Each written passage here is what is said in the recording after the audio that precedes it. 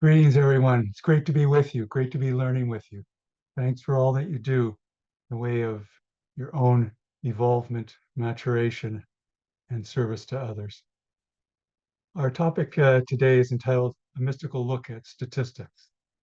I'll put up a slide to get us set for this topic, and we'll do a meditation beforehand as well.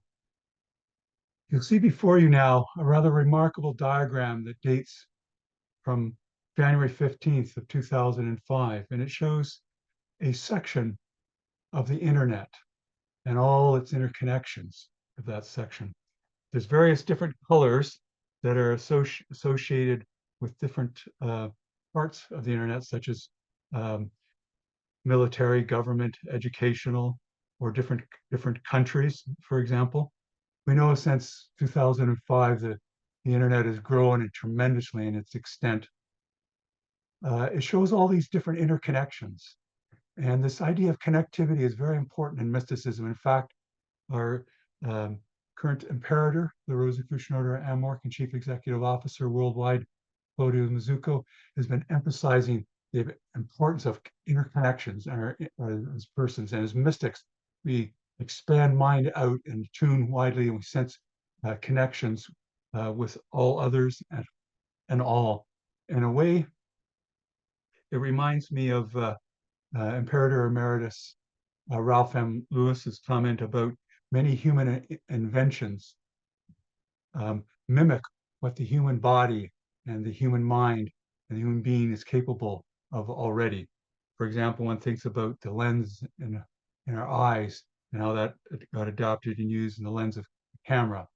Also, in our eardrum and hearing, how that's been adapted in various audiovisual technical equipment. We find this in a way with the internet, its tremendous range of interconnections and this vast knowledge that it represents in terms of the World Wide Web and resources reminds us as mystics of the Akashic records. And I'll bring up this and many other points. You'll notice there's a blown up square in the lower right is sometimes done in cartography. This is true, an unusual form of cartography, but it shows connections between IP addresses. And if you look in carefully, you'll see various IP addresses there in their connections. And forming this great web, it reminds us somewhat like the nervous system in the human body, the neural connections in the brain. We get one of the beautiful things about statistics that we'll be talking about is it gives us that overview, those clarifying overview summaries. And I know sometimes it's surprising to talk about it in this way, but we'll elaborate because as mystics, we come into a new way of seeing things, a new way of understanding, a new inspiration. So having taken in this rather remarkable map of a section of the internet and its sense of vastness, it suggests to the outer mind our great sense of interconnections. Indeed, I know when I was first a student of the Rosicrucians, it made a very strong impression on me in the lessons.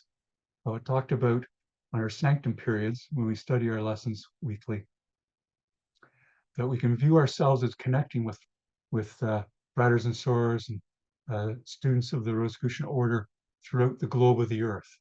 And indeed, in holding that thought, we start to actually enter into that experience, an even more expansive experience being connected with all sentient beings. So at this time, I invite you to enter into meditation, and we'll experience some of these things firsthand that are conveyed through statistics during our meditation. So you may wish to close your eyes and make sure you're comfortable in your chair and just let go of the cares of the day and just enjoy the gentle rhythm.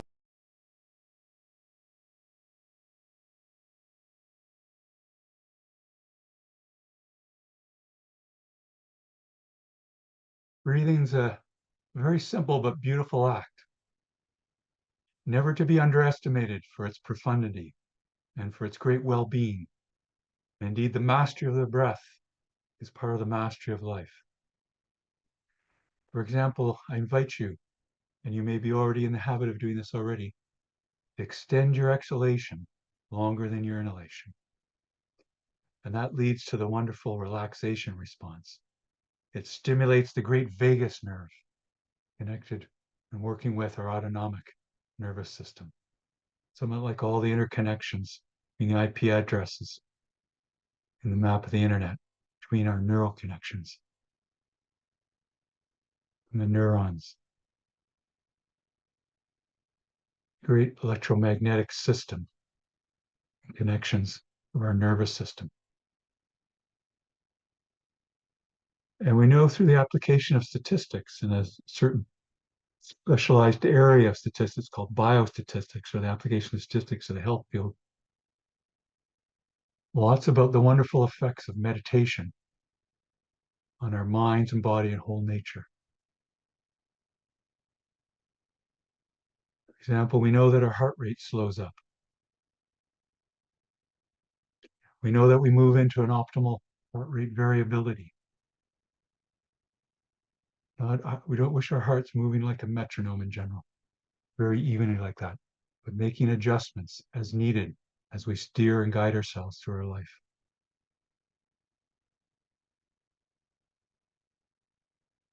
We know from randomized controlled trials with control groups, applying design of experiment statistics, that as we slow up in meditation, anxiety is reduced. There's mood elevation. Optimism is engendered. We also know that our immune system is boosted, becomes stronger to fend off viruses and ailments, work more efficiently to be healthy. We know that working memory improves from studies with randomized controlled trials and control groups and statistics. We even know remarkable things like our creativity is boosted. Our attentional control is boosted through psychological tests done in conjunction with meditation. All through the collecting of data and observations of those who are meditators in the study, and those who are in the control not meditating. Let us continue to enjoy the fruits of this knowledge of statistics and also the tracing relaxation. The holy temple of the body likes to be relaxed. That has a wonderful tonic effect. Just feel the life force streaming down through you like the fountain of youth. Feel a rejuvenation, a reintegration, a re-energization.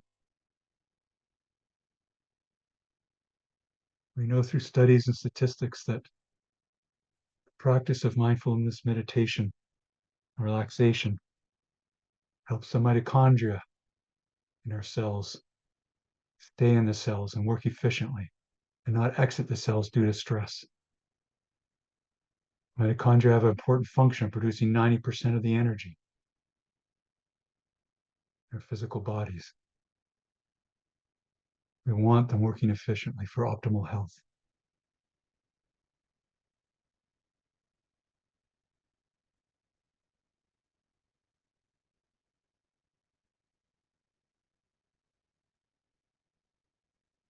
Just continue to enjoy the gentle rhythm of the breath and the increased sensitivity. Feel whatever there is to feel. Indeed, feel all there is to feel. If you find your mind wandering, just come back lovingly and gently to the discipline of the breath.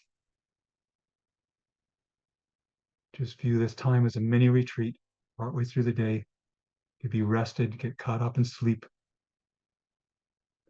help heal ourselves, re-energize, so we can be all the more service and healing towards others.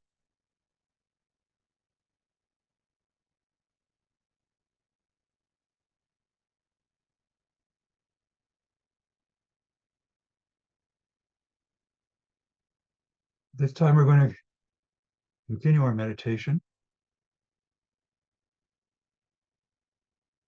Following the instructions of a key and central Rosicrucian meditation instructional booklet entitled Liber 777, which will give you resources for later in the presentation. I know many of you are already very well versed with it. It's a great book, as if the Rosicrucian instructions in general to come back to. And as we grow and mature, our understanding of appreciation of what's being conveyed in this booklet and through the weekly monographs that we receive in our as students of the Rosicrucians. Applying the instructions of that booklet, Liber 777, I invite you to be your spine straight so you can breathe in an unencumbered way, whether you're lying down or seated or otherwise situated. Continue to extend the exhalation for that relaxation response.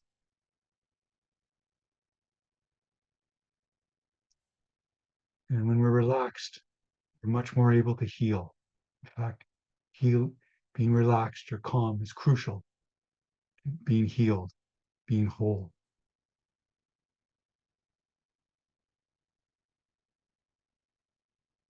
And while in a comfortable position with eyes closed, I invite you now to use all your inner psychic faculties and imaginative capacity to picture yourself rising up from the building where you're at, your home or office or dwelling, rising up over the building and even the neighborhood, sensing with love all the activities going on down below. And continue to rise up over your geographic area, city or town, and enjoy the exhilaration of the ascent. It's our birthright through the divine within to be able to do this. And continue to rise up over your county and now even your province or state. As we go faster and faster, see the weather systems below, the various landforms associated with your locale, be they deserts, farmers' fields, mountains, hills, lakes, oceans. Continue to rise and take now in your entire great nation or country and the great weather systems below. And as we rise up higher with the joy of the ascent, let us take in now your entire continent and even the entire hemisphere that you dwell. And now the entire great spheroid, beautiful blue jewel of the earth, rotating about its axis with a satellite of the moon revolving about it. And let us look up and see even more of the great system and order of the cosmos, the beautiful elliptical orbits, and the sun at one of the foci of those ellipses. And take in the great huge planet of Jupiter, beautiful rings of Saturn, various smaller planets. And let us continue to rise up higher and higher, passing right out from our home, the solar system, past asteroids and comets and rogue planets, and even other stars, nebulae, quasars and pulsars, supernova, myriad black holes helping balance the universe. And let us start to sense the great structure of our local galaxy, the Milky Way galaxy. Just keep rising up higher and higher and sense the great arm where we dwell. It's part of the great spiral and form of the Milky Way galaxy. And let us pass right out from that great arm and look back at our local galaxy. Again, following the system and order of the cosmos, revolving about its central axis, just like our lives revolve about the central axis that is our spine of the holy temple.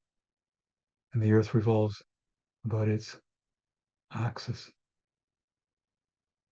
As we continue to rise up higher and higher, seeing many other galaxies and nebula and stars, and enjoy the exhilaration, the ascent, and the beautiful music of the spheres, the great sea of vibrations that Rosicrucians characterize on the cosmic keyboard.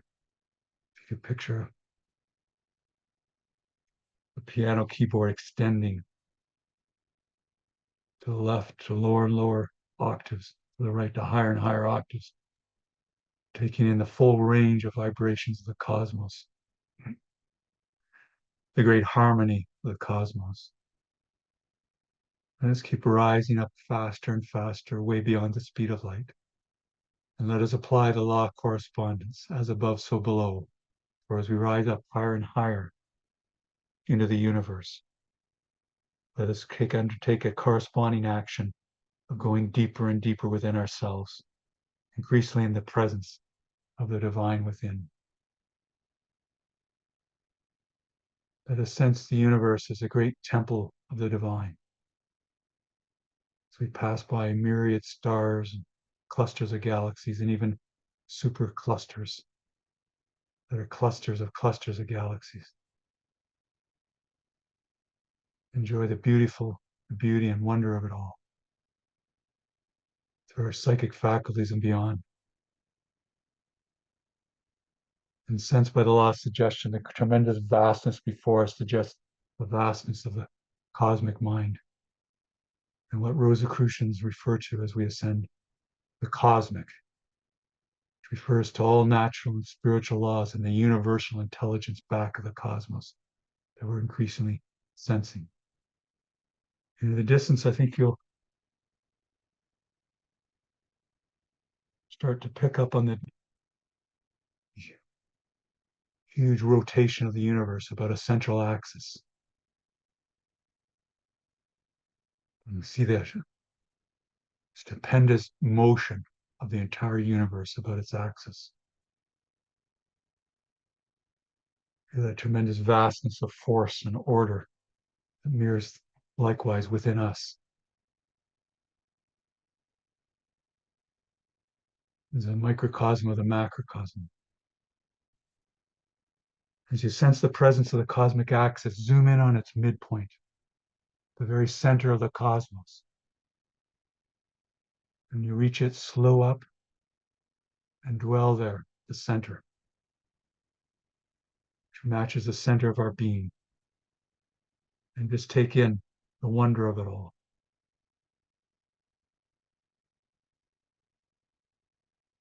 The tremendous interconnections like we saw on the map of the internet through the cosmic web, connecting the stars and the nebula, the galaxies. But the underlying laws that are interconnecting the entire cosmos and the universal intelligence back of all this, imbued in all and fully interconnecting everything and helping guide everything. And following further instructions of Liber 777, I invite you now to picture and visualize your personal sacred space, your celestial sanctum, possibly an inspiring temple on earth, inspiring place in nature, or on this occasion you may wish to just have as your celestial sanctum the entirety of the cosmos before you. Fill in the sights and sounds, including other seekers at the heights of the celestial sanctum, the visible and invisible masters, the imperator and grand masters of our order conducting a convocation. Beautiful symbolism, possibly of stained glass windows, indicating Rosicrucian laws and principles. We wish to picture incense rising, just as we rose up to the heights of the celestial sanctum. The incense symbolizing the law of transmutation as we increasingly spiritualize our experience.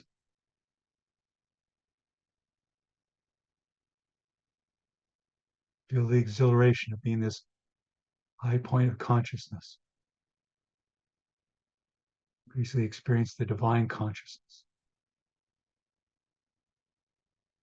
And when you're ready with your visualization, You can just release it, passing through your subconscious mind into the cosmic mind, and dwell for a period now in silence, increasingly receptive to the divine mind.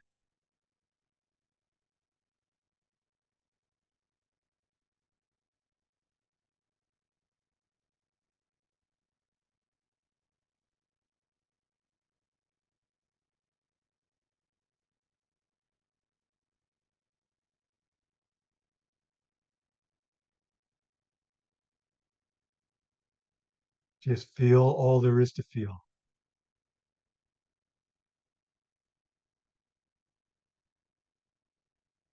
Experience like the cosmic mind experiences, handling all at once, as if computing all data effortlessly, seemingly instantaneously. Just continue to surrender, be receptive to the divine within, the center of the cosmos, the center of your being.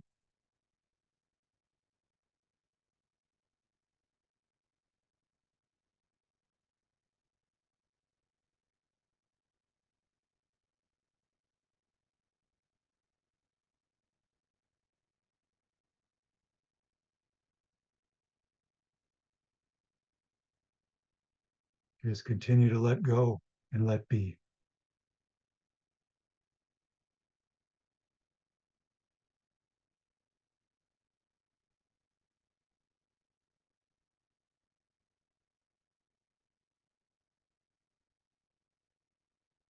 Increasingly assume the cosmic mind.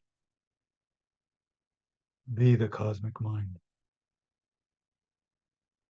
Experience as the cosmic mind experiences.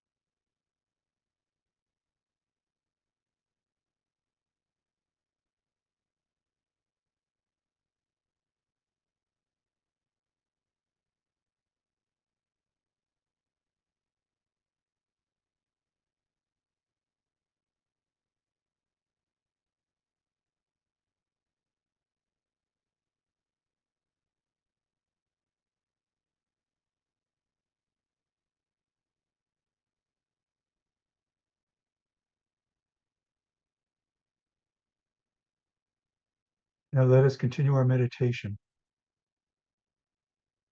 by conducting a further spiritual operation of the work and worship of the Rosicrucian Order and more. Let us participate in a period of sending of metaphysical aid. Let us work as a silent council in conjunction with the Council of Solace of the Grand Lodge of the Rosicrucian Order and more, to radiate love and well-being to all those who've petitioned the Grand Lodge for guidance and healing. Let us radiate love and well-being to all those who've petitioned our affiliate bodies for guidance and healing. And let us radiate love and well-being to all those you know who are in guidance of healing. And let us radiate love and well-being to all sentient beings interconnected throughout the cosmos who are in need of guidance and healing. Just let the love and well-being flow out from you like a great floodlight.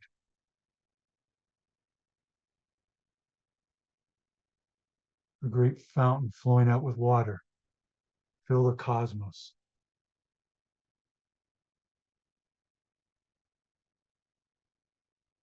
Just let it flow with great rapidity. First, you may need to use some conscious effort to get it going fast and faster. Just like the tremendous speed we rose to the heights of celestial sanctum. Enjoy the enriching and tonic effect of this flow out from you, like a great white light, assisting in the healing of all in the cosmos.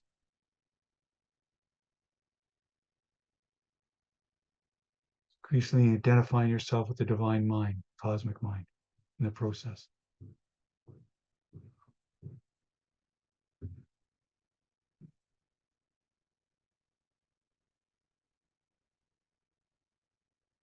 At a certain point, I think you'll find that no longer conscious effort is necessary. The divine within will take over entirely. And the radiations of love and well-being will even speed up, and you know they're being received by those in need. And when this happens, just continue to surrender and let go and be.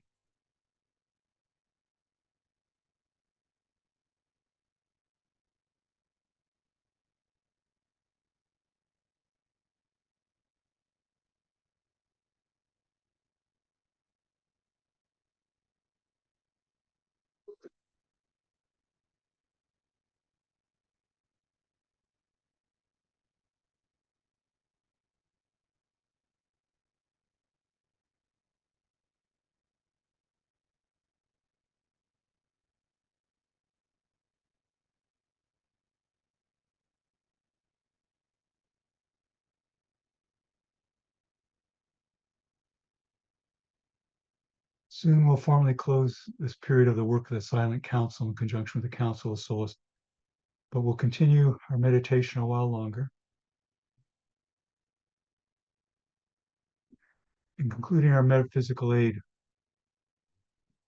let us be aware that it will continue as a way of life, as a mission, fulfillment, to radiate love and well-being to all at all times, as a mystical way of life. To formally conclude this period, metaphysical aid, let us say together, if it pleases the cosmic,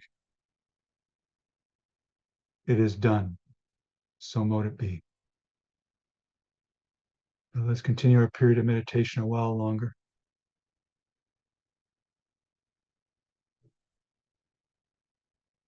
Dwelling in peace profound.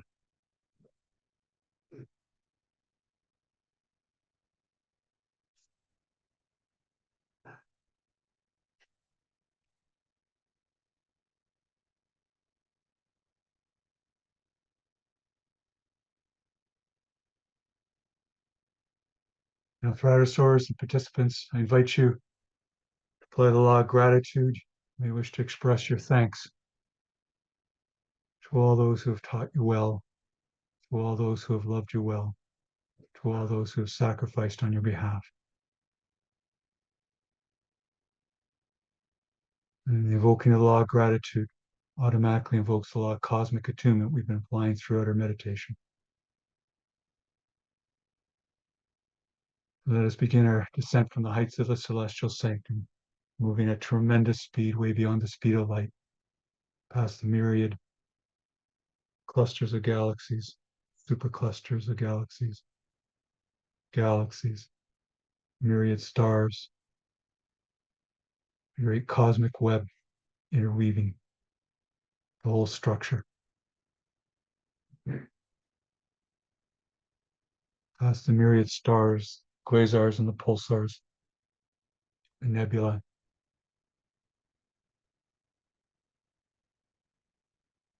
Enjoy the exhilaration of the descent and recharge and rejuvenated.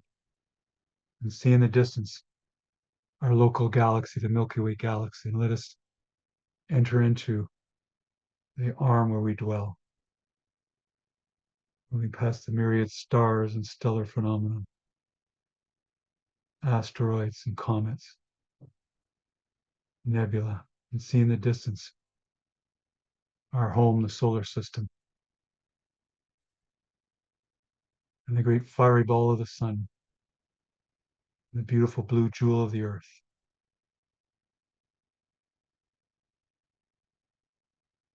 and the hemisphere where we left off.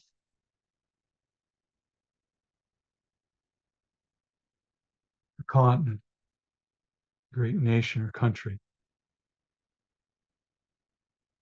our province or state, our county, our local geographic area, or city or town.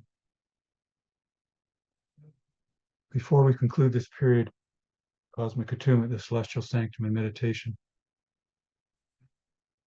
let's apply the law of purification, just as we applied the law of purification through the breathing exercise. Let us further use this invocation, purification, and gratitude. I invite you to say with me now, may the God of my heart sanctify this attunement of self with the celestial sanctum. So mote it be. And let us continue to send and return to our neighborhood and the dwelling or office or home where we left off, and then the room or however we're situated.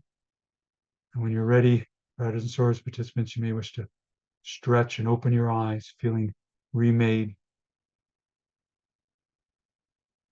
re-energized,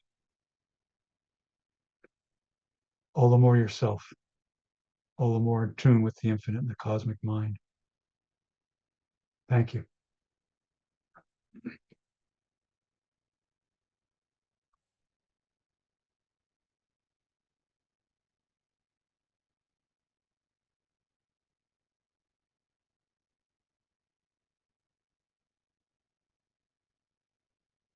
Now you see before you now a remarkable diagram from the 12th century entitled the Hortus Delicarium, the text it's from. This specific part of the text is the philosophy and the seven liberal arts. Through the personage of Herod of Landsberg. And you notice philosophy at the center. The Rosicrucians use the term philosophy in the traditional sense of the love of wisdom. And wisdom there, she pours forth her insights, her clarity, indeed her wisdom, to the seven liberal arts that are surrounding her, such as over on the left, you see geometry and arithmetic. A little higher up on the left, astronomy, for example. But we also see music and the other liberal arts. In a way, these are all very valuable to us, particularly considering in a spiritualization, a mystical look at statistics. Statistics takes part of arithmetic, certainly, takes part of geometry, including their expanded conception, and in certain degrees, some of the other seven liberal arts that are portrayed here. And it's very good to keep in mind in our growing and our teachings, in everything that we're learning in a practical way, to think that it also could be spiritualized to help us understand our deeper inner life. But also our deeper inner life needs to be expressed or emulated.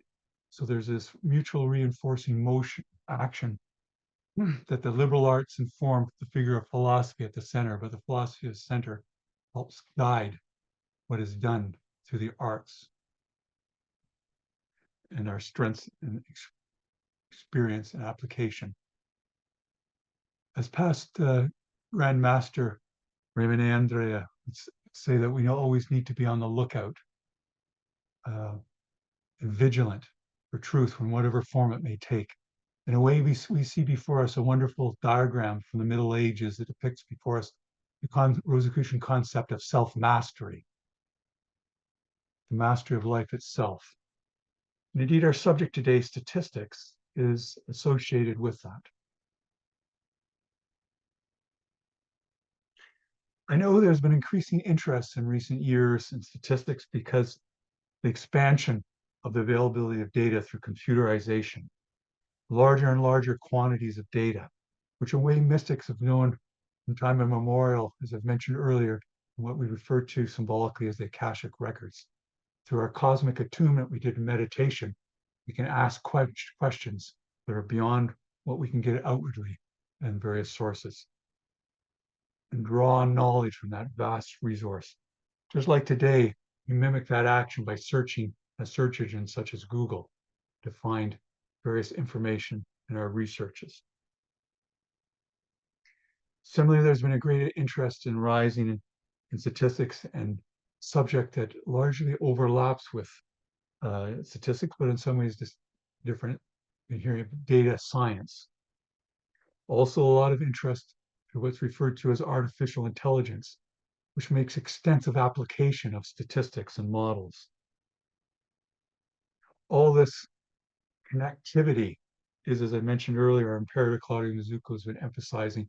We see connectivity as a fundamental mystical concept, and our fundamental connection, as Rosicrucians teach, as one soul, that we all have this one soul that we're intimately connected through. And all our living is to bring us into a greater and greater realization of that, an expression of that.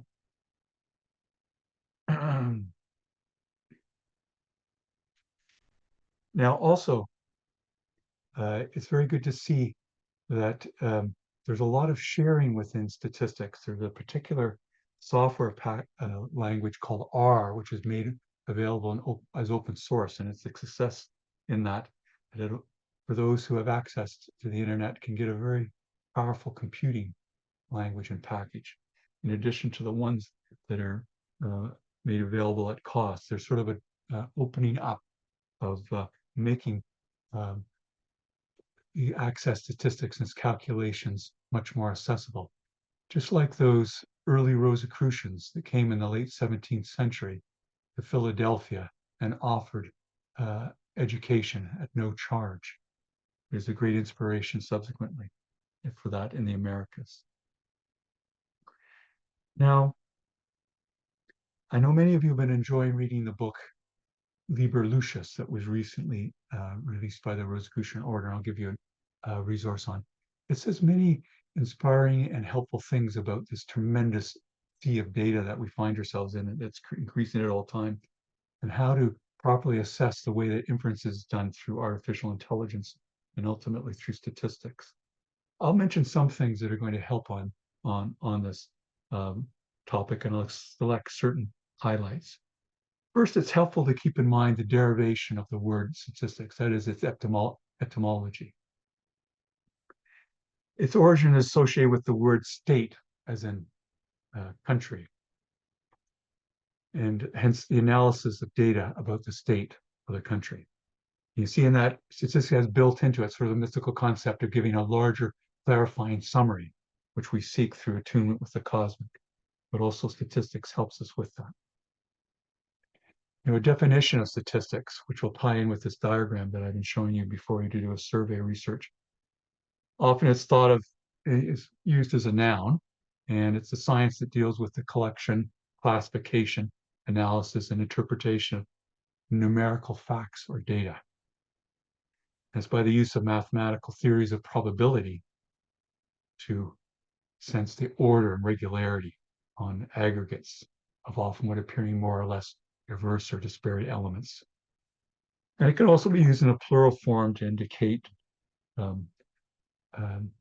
numerical summaries such as a mean or a median. Now, statistics by its very nature is actually quite broad ranging. It can include the design of studies, or experiments, or surveys associated with the diagram I have before you here, but also various steps in it. Once you've even collected data, to transform it as may be needed, or create new composite information that combines previous information, prepare it for, and then ultimately the analysis of the data, which can include what's called statistical modeling. Also involves, and then interpretation, inferences. And the process involves both inductive and deductive reasoning. Deductive reasoning, we learn a lot from logistic reasoning and various forms of logic and mathematics, going from axioms or general principles to specific applications. Yes, that's going on in statistics, but also gathering data, like here, a representative sample of a larger population that we then want to make inferences about the larger population characteristics people in the whole country from a smaller sample. It was drawn in a way that's representative through randomization. That involves inductive reasoning. You notice too, this idea of the representative sample of the population reminds the mystic of the law of correspondence, which we applied in our ascent to the heights of the celestial sanctum. We went deeper and deeper within ourselves, but also more and more expanded conception of the entire cosmos and cosmic mind. That, in a way, the microcosm of the representative sample mirroring the macrocosm of the entire population. And it's done through random selection. Indeed, in statistics, a common, and indeed in life itself,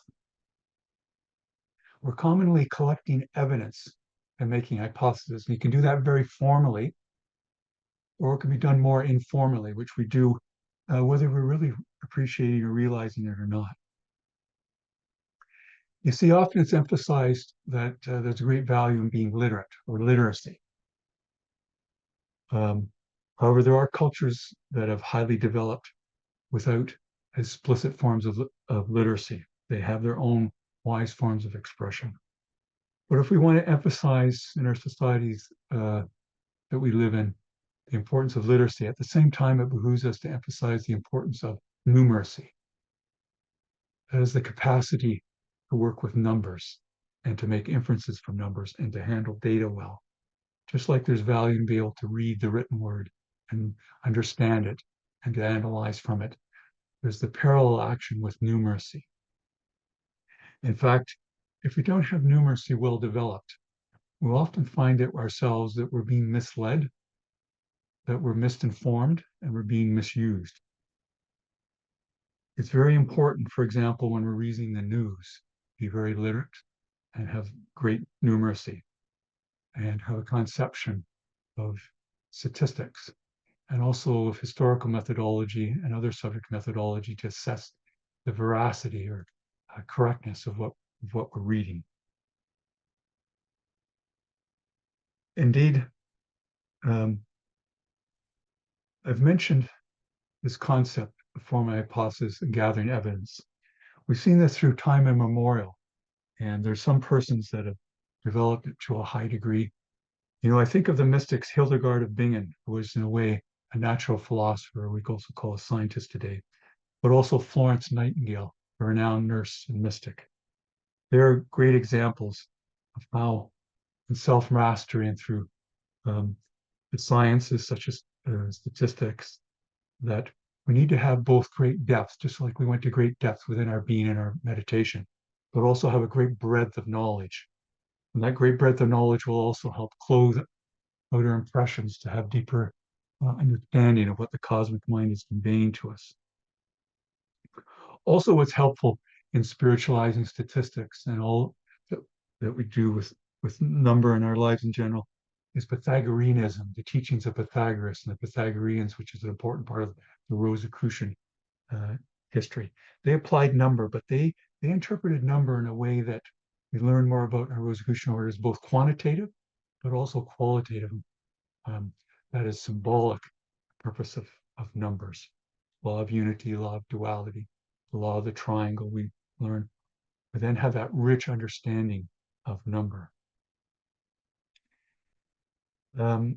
It's quite remarkable in the history of statistics when we look back that there's the concept of the mean. It's had a spiritual meaning.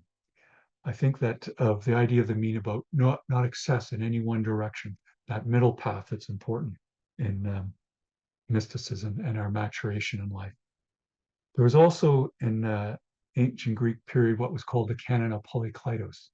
It was a treatise on the idea, how to create the ideal sculpture, the most statuesque and beautiful forms through number and geometry. And it's mentioned in the Canon of Polykleitos that Polykleitos, who was the sculptor, and he created a sculptor, the Doryphus, or the javelin thrower, to exemplify the canon, and both as the canon as a sculpture and as a text, that he looked to the wide-ranging population and look for what was the mean. And it's very interesting in that regard, um, that often we think of the mean being the mediocre, but in terms of beauty, it is what is the most beautiful. There's, without the excess in any one direction. And this has an inner spiritual meaning as well as to agree an outer one, but the most important is the inner spiritual meaning. It's not a value judgment on how beautiful we may think we are, because the greatest beauty is from within and the development of the virtues and adorning ourselves with the virtues. It's interesting that a colleague of Florence Nightingale, the eugenicist, Sir Francis Galton, had the idea that in studying criminology, he could take pictures, and this is during the 19th century, the early adoption of photography. He came up with a process where you could create a composite picture by combining the photographs of different criminals. And he took, for example, male criminals and he combined their photos, and he thought he would come up with a composite photo that would give you sort of the central characteristics that you would see in the face of a criminal. I know we smile now at this time about this, but they had part of the idea, which is some truth to it, that as we think, so we carve and shape our outer form. But he got the surprise of his life, because as he added those different pictures together, the picture that emerged was of a very beautiful looking human being. You see, he had averaged the features, and this is something that's been known since time immemorial from different spiritual traditions, that we look to the mean. Now, also a contemporary of Florence Nightingale was the Belgian statistician, Adolphe Quetelet, and he termed the coin social physics, because they had seen the great success of physics and the Newton's laws of motion, for example, and planetary motion. And could we come up with those for a society, that we could help guide a society and policies in a society? And Florence Nightingale and Galton and Quetelet had a very strong idea about this, that we could apply statistics to do this. And to a degree that they were correct. And they could fathom the underlying natural and spiritual laws that we learn in the Rosicrucian teachings. They were fascinated by what's called the bell curve, or the Gaussian or normal curve, that very commonly appears in phenomena in nature and otherwise. There's a central limit theorem in statistics that's closely involved with this, that you can find many phenomena in nature. When you add them up,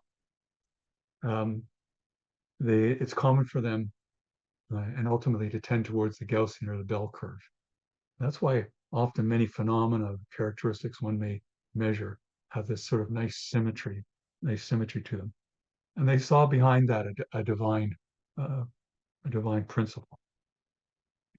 Now, in their studies of social order, Florence Nightingale, known for formation of or helping the modern form of nursing, and also her great service in the Crimea and improving the hospital and nerve conditions during that war.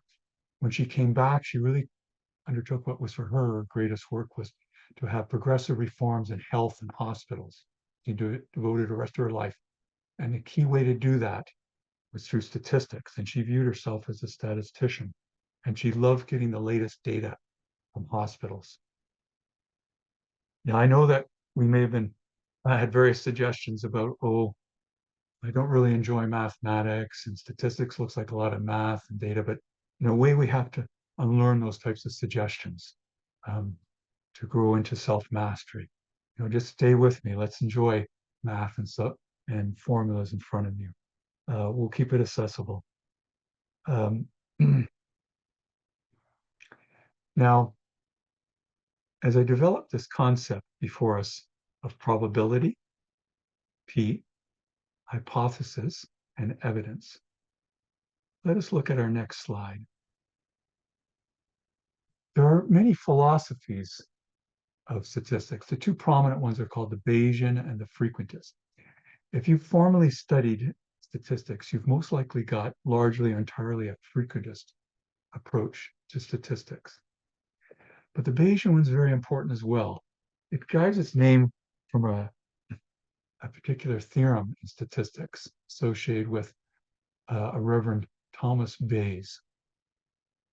And when you're trying to formulate if something is very likely to happen or not, you can say, well, I'm thinking that a hypothesis that a certain event's going to happen. I'm going to be able to achieve something.